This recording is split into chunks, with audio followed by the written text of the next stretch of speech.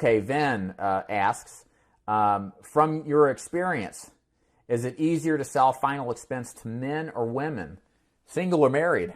What is the minimum income to actually qualify for the commitment? Who stays on the book longer? Okay, hey, Vin, thanks for your question. Good question, by the way. So I'll kind of break this down to some extent. So I don't know, man.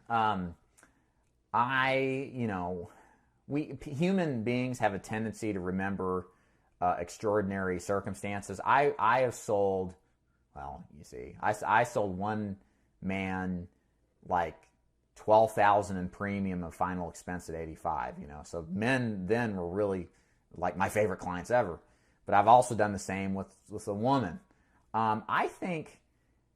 Let me put it this way: some are going to buy and some aren't. What percentage buys more than the other, I really don't know.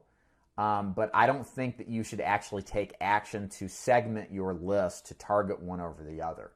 I've known of agents that prefer to work with women or widows, and a lot of it does make perfect sense, right? I mean, if you're a widow, you've seen your loved one die, you've seen your spouse die, you've buried your husband. That sucks. Okay, so yeah, you're going to be a little bit more inclined to listen, especially if there was no money to do it and you had to beg, borrow, and steal to get the funds. So yeah, so that's kind of, to me, I think on the whole that women are probably better buyers of it and probably keep it better, just kind of like on an instinct level. But I wouldn't change any of my demographics just because men will buy too. Also, you've asked single and married. That's a good question too. I think that in final expense, probably, that's a good question. I don't know. It's almost the same answer, Vin. I mean, you're going to drop mail, and some are going to be married, some are going to be single, and you're not going to not target them and not try to sell them. It's a little more complex, not much so with a married couple, because first you got to make sure both are there. You don't want to do one-leggers, right, where you just pitch the woman or the male and the spouse isn't there and they come home and blow it for you.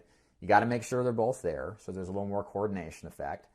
And you got to be sure when you're selling a husband and wife to include both of them. Just don't go to the man and start talking to him and disrespect the woman.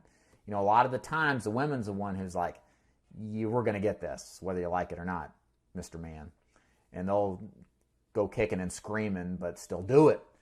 You always want to make sure you get both involved. Ask them, how do you think about this? What do you think, Mrs. Jones? Get them involved, get them talking. Because sometimes one will be for it and the other won't be, and that's usually a sign you didn't do a good job of getting them both involved. And the one that won't be says, yeah, let's think about this. Or the spouse will look at the other. If you're married, you know what I'm talking about. You got that look, and everything. They'll know exactly what they're thinking and say, well, okay, well, this is good, Dave. Let us think about it.